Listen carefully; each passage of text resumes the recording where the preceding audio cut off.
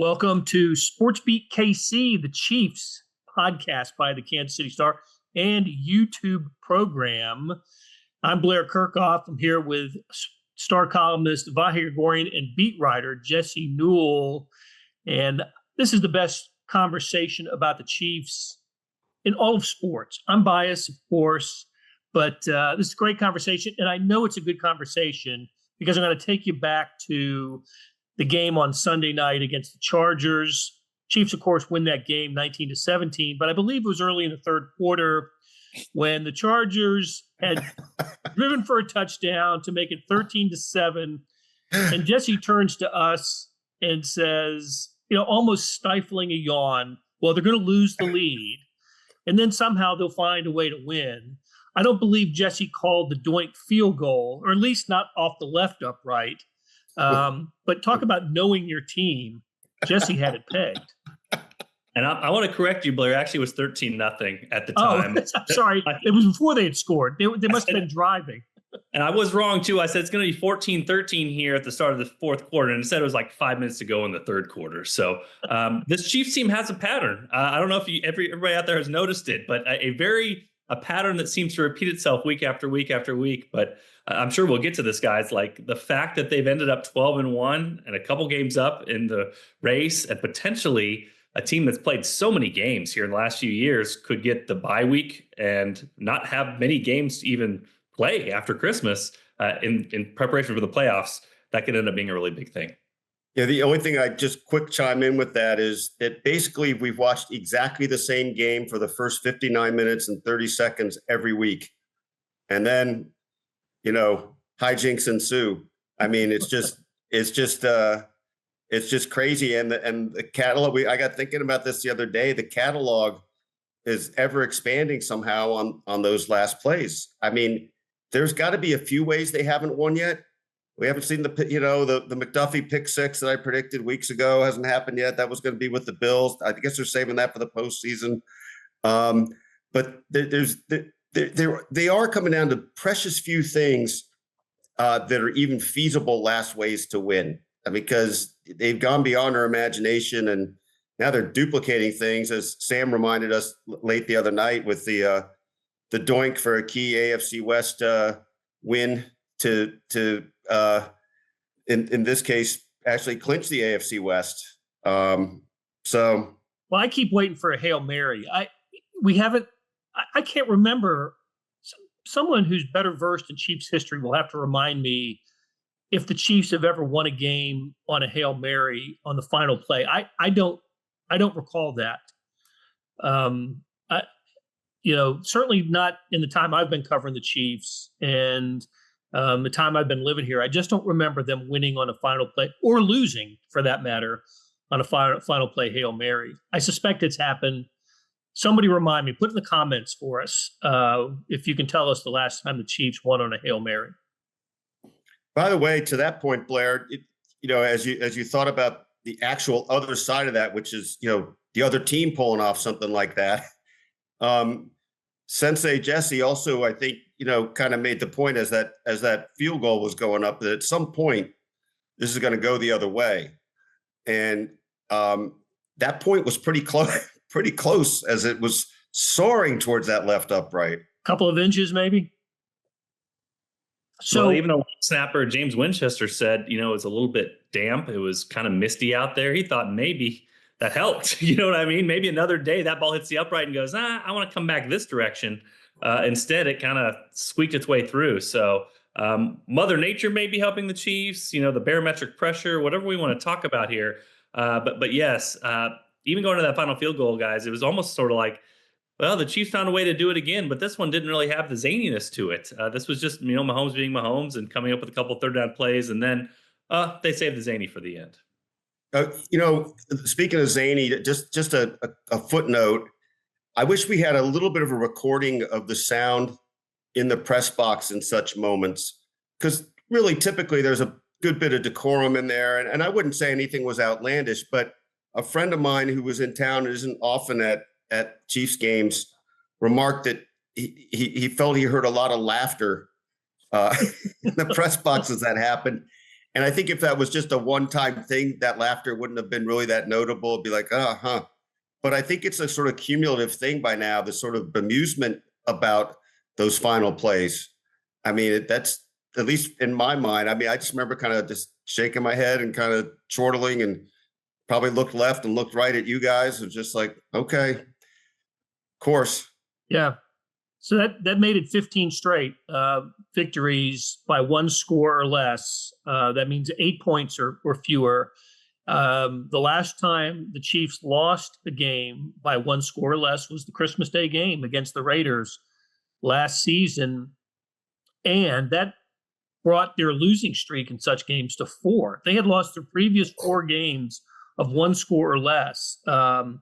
They were all last season until the Raiders game was 4, and then they started the current streak the following week with the 8-point victory over the Cincinnati Bengals. And put another way, Blair, there's only been, so they've won 18 of their last 19.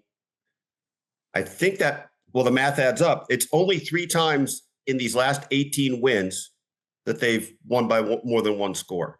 Right. So it was the Dolphins in the playoff game last year, and then the back-to-back games against the Saints and the 49ers this season. Crazy. And and also it meant that the Chiefs clinched the AFC West. So it's their 9th straight division title. Hats and the shirts came out after the game, and Clark Hunt spoke to the media afterwards, as is his custom for the past 9 years when the Chiefs have won the division title. And so I came up with the list just to put this into perspective. The 9-year streak is the second longest in NFL history, second only to the Patriots at 11. The Chiefs, the previous week, clinched the playoff. I think it was the previous week, right, where they clinched the playoff appearance. Patriots also with 11 is the NFL record. The Chiefs now have 10 straight playoff appearances. Will have had 10 straight seasons with a playoff appearance. Cowboys and Colts with 9, so that those are third on the list. And then once we get to the postseason, the Chiefs can add to their list of longest consecutive streaks with a playoff victory. That stands at 6. It's been 6 straight years they've won at least one playoff game. That's all 6 years of Mahomes guiding the Chiefs into the playoffs. The Patriots have the record with 8. So when we think about and talk about dynasties and where this Chiefs edition stands with the great teams of all time, and I think after they won the Super Bowl last year, that pretty much was established, right? That the Chiefs are a dynasty and can join the handful of others, and at least in the Super Bowl era. But really, as they keep piling up these division playoff appearances and division titles, all the success, they are plowing through some fertile ground here, and it really is amazing. We're in the middle of it, so maybe we don't get a chance to step back and appreciate it, what we're covering and what Chiefs fans are experiencing. But Vahe, I know you tried to capture it a little bit in the column that you wrote after the game. Just listen, we've spent a lot of time in these podcasts, at least I have, discussing what's wrong with the Chiefs and why this team is so uneven this year. But my gosh, 12-1, and then adding another year to these lists, it's pretty incredible what these Chiefs are doing. For sure, and a couple things. I think you're making a great broader point to begin with, which is we're so immersed in it. Every once in a while, it is worth just step back a little bit. Realize that there's this hideously flawed team that's going to win the Super Bowl. Or as you put it the other day, Blair, as we were joking around about this, but also just to remind ourselves of the arc of this. Like when they won that first AFC West back then, it was like, that was the achievement, right?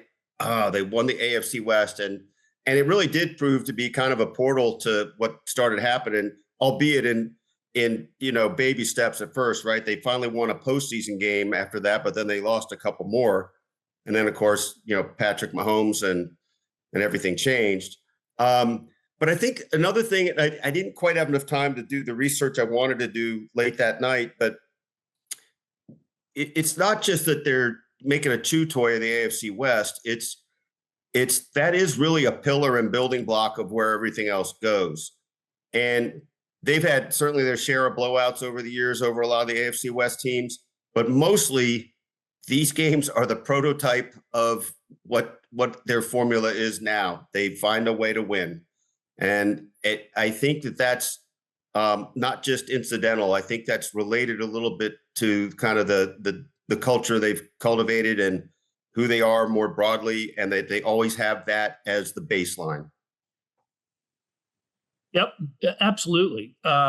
This is who they are. And, in addition to the superlatives that we just talked about, there's 3 Super Bowls, there's 6 straight appearances in AFC Championship games. Patrick Mahomes has never not played in an AFC Championship game as a starting quarterback. It's ridiculous, the list of achievements. And Patrick Mahomes is 29 years old. You can make a case that he is just in his prime, just in the beginning of his prime as an NFL player. And given the length of careers of other great quarterbacks, with Brady being at the top of the list, but the Joe Montanas and the John Elways and some of the others, is there an end in sight for this? I mean, the teams are going to, teams will change. Chiefs change from year to year, and this team is certainly different from the previous 2 that won Super Bowls. But as long as Patrick Mahomes and Andy Reid are there, I don't know. I think the Chiefs will be able to catch the Patriots on some of these lists, I guess is what I'm saying. Well, one thing. Go ahead, Jesse. I'll come back. I was just going to speak to the point you guys were talking about, which is the good old days are now. You know what I mean? Like, this is what you're going to be looking back at as the good old days of Chiefs football. And you were talking about, you don't have to look very far. I mean, I grew up around these parts, and you mentioned John Elway in Denver. That was the obstacle the Chiefs couldn't overcome. That's why the Monday Night Football game, Joe Montana versus Elway, was such a big deal, back in '93, because it's like the Chiefs, for one moment, overtook the Broncos, and that big, it wasn't a dynasty, but it was like an obstacle they could not overcome, and the team that they kept matching up against that they couldn't get past. And so, yeah, this is why people look around and go, how can you hate Patrick Mahomes? How can you hate Travis Kelce? These are such nice guys, all this stuff. It's like, well, think about what you thought about John Elway, 30 years ago. This is what the Chiefs are right now. They are the Elway, the Broncos of this sort of thing. And, it's just sort of fascinating to think about all these in these terms. Vahe, I'm thinking back to like DiMaggio and Marilyn Monroe. Heck, that's in Kansas City too. You got, Travis Kelce and Taylor Swift and the big romance of the world. Everybody's talking about it. It's all the magazine covers. It's pretty crazy that all that stuff is kind of centered around Kansas City right now. And it kind of folds in nicely to a time where Chiefs president Mark Donovan has been talking about, they want to be the world's team. That's that notion, that concept started before Taylor Swift came aboard, but it really, I think what you could argue had some catalyzing energy to it. One thing I just was going to add this, and I think we all know it kind of intellectually, but it's another one of those, is that really true things?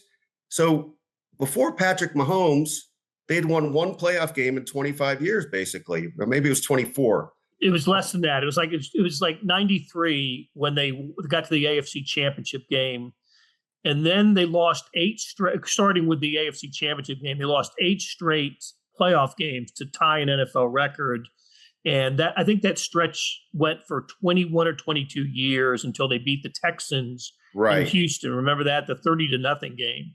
Right. But Alex Smith. Before Patrick, so it was like 23, 24 years then. Before that's Patrick, right. Well, but that's right. From the Super Bowl win in '69. Yeah. Yeah. So, and not just that, think about this. They'd won 1 in that time frame. They'd won whatever it was, 10 total. They've won 15 postseason games in the last 6 years. To Jesse's term, it's a term I think I used something like that the other day too. These are the good old days. And they had some good old days, but that was a half century ago. This is going to be the sort of thing that's going to be hard for any franchise ever to duplicate again. And that's before we see what happens this postseason. Yeah, and who knew that while the Patriots were putting the final touches on their dynasty, the Chiefs had already started theirs, right? If you want to date it to when Patrick Mahomes became a starter or when Andy Reid became the coach, football had never seen anything as dominant as the Patriots. And before the Patriots were finished, the Chiefs had started to embark on their run. It is funny you say that, though. You're making me think of this. Remember that Patriots loss? And in some ways, it was just the essence of all those playoff heartbreaks with all the strange endings, the D Ford offside. Oh, yeah. But I think we all thought this that day. That was not the same thing. I mean, they needed a new defense, but that was the start of something, not the continuation of something, because of the way Patrick Mahomes played. And I don't think there was any conscious handing of a baton, and you're kind of hard pressed to make that agreement, make that case just because Brady went on to do more. But there was a little bit of that, early foundational part to it that probably you can trace in future years. Sort of like they just ran out of time that night. Didn't lose, right? They ran out of time during the comeback. Speaking of which, I've got our dog Norbert shredding some newspaper. You might be able to hear it in the background, much like Brady shredded that Chiefs defense in overtime. So it's just for a little extra effect. Well done. All right. So the next objective for the Chiefs is to get the overall number 1 seed. And as Jesse alluded to, get some rest going into the postseason. And the Chiefs were helped out in a big way by the Buffalo Bills losing to the Los Angeles Rams on Sunday before the Chiefs game. And now the Bills have to travel to the Detroit Lions and will be an underdog in that game. The Steelers, which have the same record as the Chiefs and our future Chiefs opponent, play at the Philadelphia Eagles. So things are looking kind of good for the Chiefs to get to that number 1 seed and all the rest that comes with it that they're going to need after having played 3 games in 11 days, which is the upcoming schedule. But let's dig in a little bit on some of the issues. DJ Humphries started at left tackle for the Chiefs against the Chargers, did not finish the game because of a hamstring injury. We'll see where that stands later this week when Andy Reid gives us an update on the injuries. But I don't know, Jesse. Mahomes was sacked 3 times in the first half, just 3 times for the game, but 3 times in the first half. And I don't know how much improvement I saw in pass protection, but at least the Chiefs got what it wanted. They got what they wanted. They had DJ on the field, and maybe it's just going to take him, assuming this hamstring injury is not a big thing, it's going to take him a little time to get back into the swing of things. I mean, that's probably the upside right now, right, Blair? I mean, Andy Reid mentioned the hamstring injury and the MRI on Monday, and again, I hate to try to read into the tea leaves of something like that, but it didn't sound like it didn't sound just, oh, no big deal. It sounded like they wanted more testing. So I think the hope for the Chiefs, I mean, if you get DJ Humphries going and he's healthy, that's going to be the worst it looks. I mean, the guy just was rushed in there. Like we talked about it last week. The Chiefs had no choice. Once Mahomes had that on-field outburst with Wanye Morris basically to say, I need someone else over there, the Chiefs had to put someone else over there. And DJ Humphries was the guy they just signed. So again, best case scenario here, that injury is not that severe and he can get through it and he'll continue to learn the offense. But yeah, I mean, you look at some of the next gen stats numbers, like the pressures allowed. I think he allowed 8 pressures on 40 pass rushes or 40 pass attempts. That's a high number. So yeah, the Chiefs are still struggling with this. Seem to find some answers, but the hurry up was one of the answers at the end of the first half. And then just some really short, quick passing game stuff later on in the second half. And we can criticize the offense if we want to for some things there that they didn't do as well, maybe giving up on the run a little bit too early against a Chargers team that had allowed some run gains. But the Chiefs had the ball 3 times in the second half, and they were productive with those possessions. And so I think we do need to keep in perspective because so many times these Chiefs, because they take so long on their drives, we think, hey, they didn't score that many points, only 19 points. The offense actually probably looked a little bit better than we would have expected just because the Chiefs play 3 or 4 fewer possessions every single game than all the other NFL teams. So it's going to be tougher to score. So it does feel like, though, that the Chiefs are really trying to navigate their way around the situation. But in the best case scenario, DJ Humphries is back and continues to grow every single week. And by the playoffs, that thing looks a lot better than it did on Sunday night. And, assuming that, MRI isn't like a frightening implication to this, and that he's back soon. I 100% agree with everything you said, Jesse. I mean, it's his first game in the year. Basically, he did appear a step behind.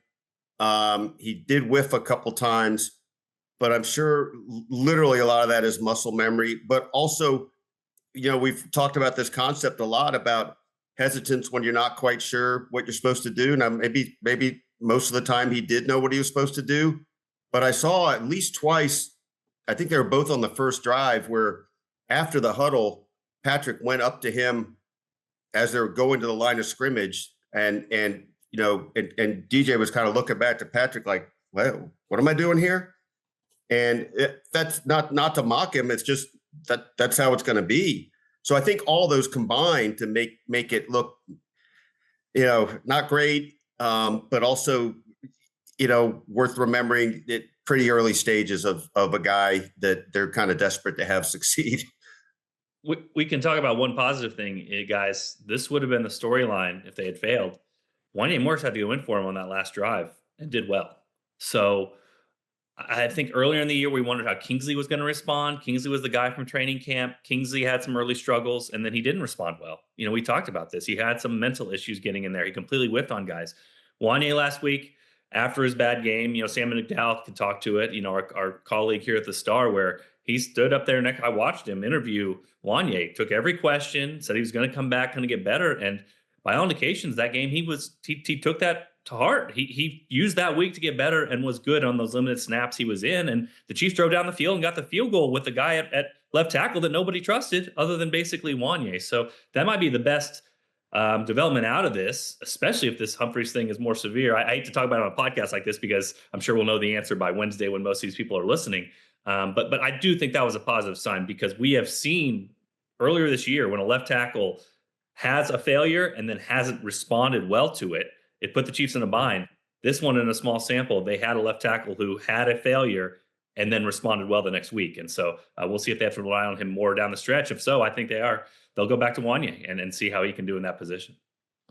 And let's not forget, in addition to Humphreys not playing for almost a year, in his first game, he's going against a Chargers defense that's pretty stout, with not only with a new head coach who's brought a defensive and toughness mentality to that organization, and Jim Harbaugh, but Khalil Mack and Joey Bosa having to fend off those guys, and more of the same. Whoever's at left tackle coming this week, right? I was going to say, go read off the Browns roster, Blair. Why don't you go do that one on the defensive end?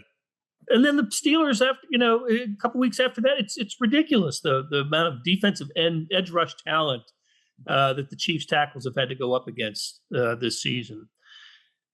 Another injury situation that needs to be discussed is Joshua Williams. The Chiefs have had not much luck at cornerback this year, keeping guys healthy. And again, that's another scenario. We don't have the full answer yet, the clear picture on Joshua Williams, but he did not come. Am I right on this? He didn't come back into the game after he left in the fourth quarter. I'm 99% sure he didn't. Sorry, Jess, go ahead. Yeah, Blair, we had that very interesting. The NFL kind of put us through the concussion protocol before the game and kind of talk through the procedures there.